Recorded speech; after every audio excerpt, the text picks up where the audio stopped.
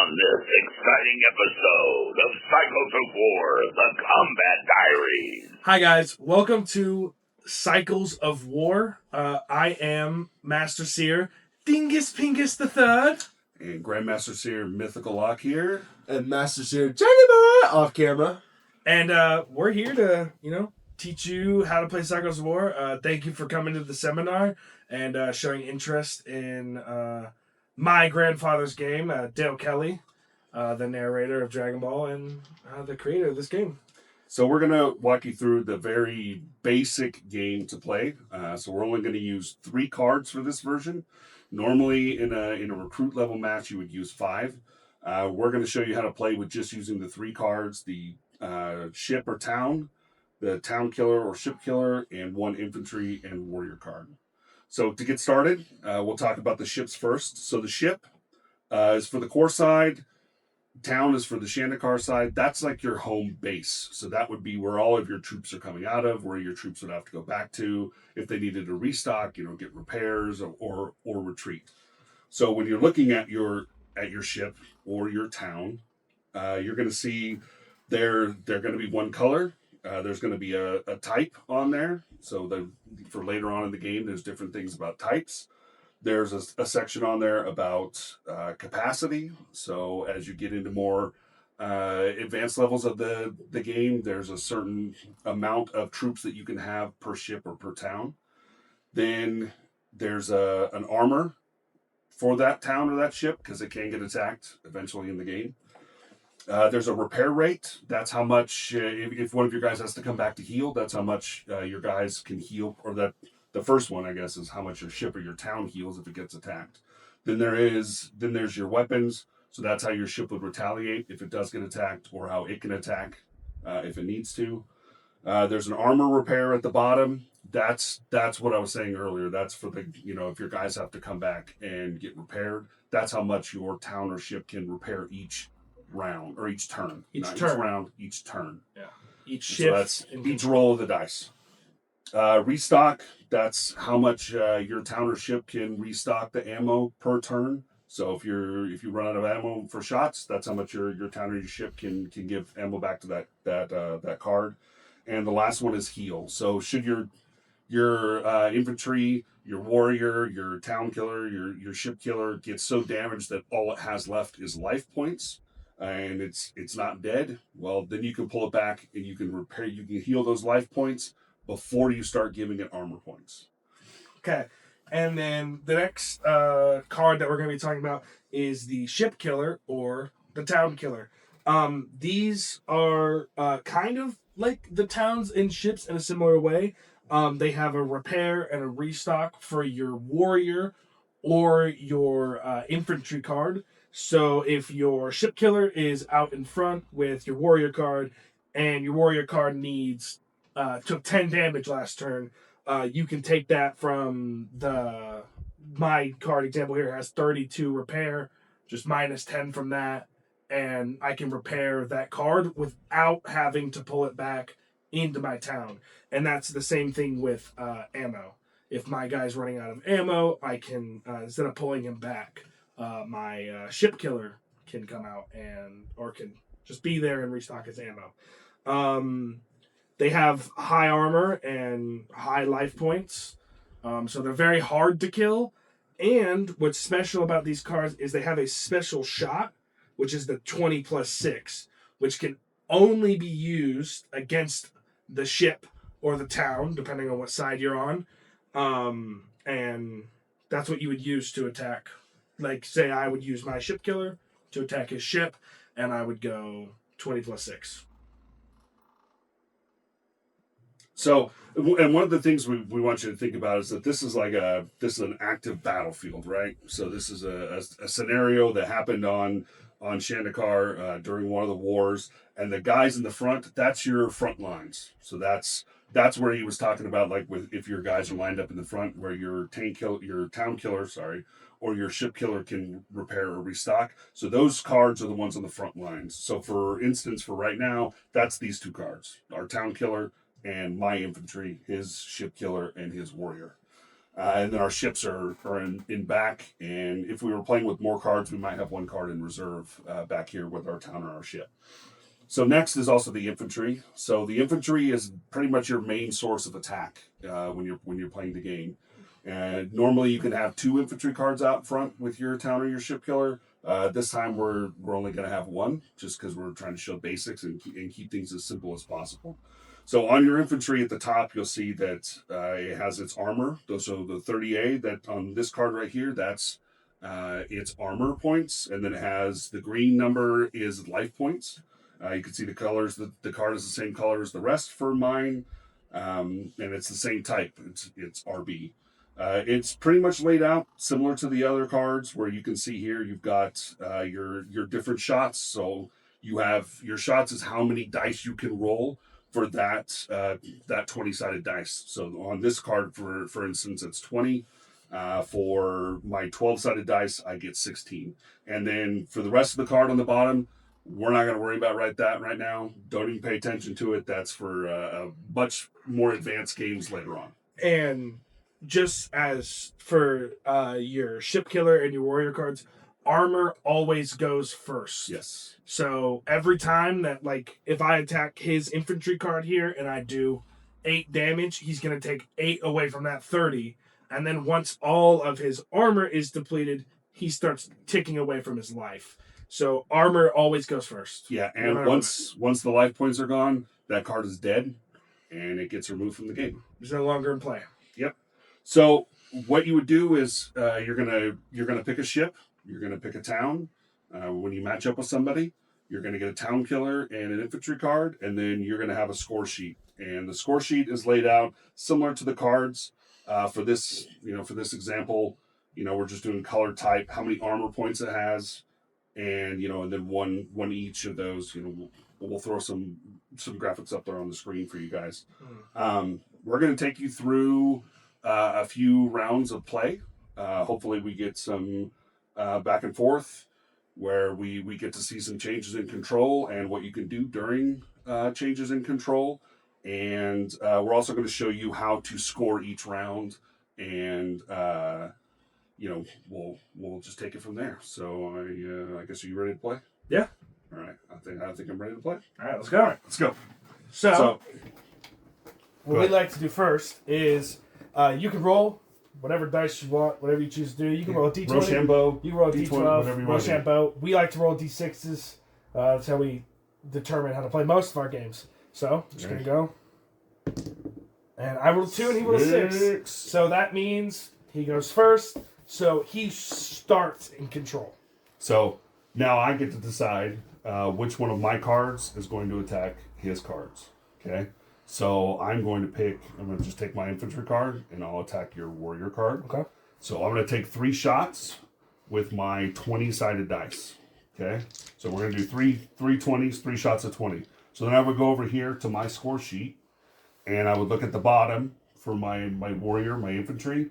And for this particular card, I have 20 shots. So I'm going to erase that and I'm going to put it down to 17. So I have 17 more shots with my 20-sided dice. You only mark down ammo when you are the person attacking. So I don't have to mark down any ammo because he's attacking me. I'm just rolling to defend. And when the person is defending, they roll however many dice in the same type of dice that you do. So if you only want to take 1 shot at a time and use 1 20-sided dice, you can do that. I would return with just 120. Yeah, and same with 12-sided dice. If I decided to use my weapon that does 12-sided dice, I could roll 1 to 3 dice at a time, and the defensive player would do the same thing. They just reciprocate. You just match. Yep. All right, so we're just going to go 3 20s versus 3 20s. Here we go. All right. And I won. Yeah, he definitely won. Yeah. So I rolled an 18, a 13, and a 6.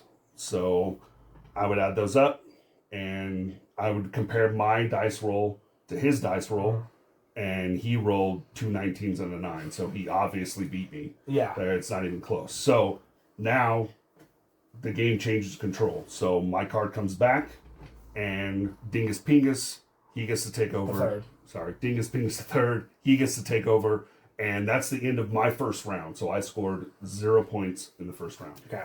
So then, now that control changes, first thing that you get to do is repair anything, restock anything, pull back anything you want. I don't need to do that because I didn't take any damage last turn. If I would have taken any damage, I would have, maybe pulled back my warrior card or used my ship killer to repair him, but I don't have to. Yeah, I was that bad. So I'm going to do the same thing he did. I'm going to use my warrior card to attack his infantry card, and just like he did, I'm going to go from 20 shots down to 17, and we're going to roll 3 20s. All right, here we go. Ugh. So, I rolled a 35. So I didn't roll that bad. I rolled a 33. So I rolled a 19 and two sevens. So, since the attacker beat the defender 35 to 33, just do some quick math, and that's 2 damage to his card. So, whatever the difference is how much damage he takes. 35 minus 33. I take that off of my armor, so it was 2 points, right? Mm-hmm. So I go down to 28. And Dingus Pingus the third, he gets 2 points for that turn. Yep. So he would mark. Usually we just mark it on the back of one of these sheets, or you can just mark it on the back of that sheet. I'm not gonna really keep. Well, we should, because we need to know there. how much you score. I'll keep it there. So now since I won, I remain in control, and I get to decide. Well, what do I want to do next? So this time, say I'm running low in shots of 20, and this is actually a great way to do this. You can only restock and repair people at the beginning of the change of control. Yep. So since I already attacked and that already passed, I won't be able to restock him or do any of that until I get control again. So say I'm running low on 20s, I need to go to 12s. So I'm going to just show an example real quick. I wouldn't really do this. I'd get pretty low on 20s, and then I'd start attacking with my 12s. But just as an example, I'm going to go with 3 12s. So I'm going to go from 16 down to 13. And I'm going to roll 3 12s. And he's going to match that. I rolled a 12. I rolled a 7. Yeah. So change of control now. I lost, so now he gets control of the game, and now he's attacking, and I'm defending. So now that I have gained control back, I can now use my town killer to give the 2 armor back to my infantry. I might not normally do that on a regular game, but I'm going to do that here just to show you guys. So we'd have this particular town killer has 45 armor that it can repair, so I'm going to move that down to 43. And bring him back up to 30. All right. And we're going to go 3 20s, infantry against warrior. Ammo. Oh, yes. So I will mark my ammo down first, I guess. Could mark it down after. But you should always mark it down first because you don't know if you're going to forget it. You might forget. All right, so I rolled 32, 37. Yeah. I rolled... Beat me again. Yeah, I rolled a 31, 46. Yeah. So, again, the attacker lost, change of control. Yep. So now it comes back to me. Since I've actually shot both of my guns so far, I'm going to use my ship killer here. And if you look right here, and you look on the sheet too, it says 9x5 or 8x4. So I can give my guy 9 ammo back 5 times. So I'm going to use that. I would not normally do that because I only need 3 shots back, but just as an example. So I would go back up to 20 ammo, and then I'd move that down to 4 times. And I'm going to do the same thing for my 12s. So now with my ship killer, I can give my infantry 9 shots 4 more times, or for my 12s, 8 shots 3 more times. Usually it doesn't ever get that low. So most of the time you pull back your guy and you can use your town to restock your ammo and your armor. Town doesn't have any like sort of limitations on it because that's like your home base. So I'm going to use 320s again in infantry versus warrior. And I'm going to mark that down to 17. Okay. So we're going to go at it. And again, he's just matching me, 320s. I scored 20. Rolled a 10, a 1, and a 9. I rolled a 33. Okay. So 13. 13. All right, so I got 13 points because that's how much I won by. He's gonna mark his armor down, and then again, just gonna go and mark that to 14 now, and here we go again. 36. 18. All right, so I beat you.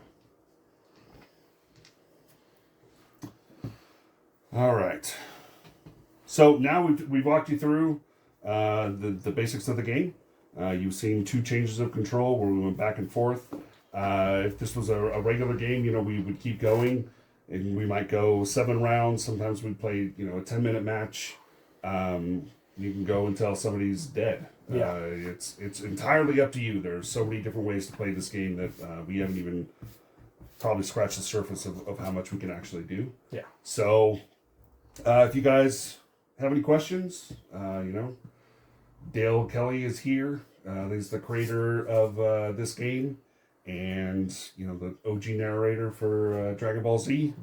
Captain Ginyu, Kurunga, Captain Ginyu. their grandfather, my father. Yeah, and if you want to see different ways to play the game, check out the Cycles of War YouTube channel. So we post twice a week with different versions on how to play the game. So far, I think we've come up with probably 5 or 6 different versions of just the basic recruit game. We haven't even really gotten into the sergeant or lieutenant or commander. We post every Tuesday and Thursday. Yes. So we release one video on Tuesday, and that second video comes out on Thursday.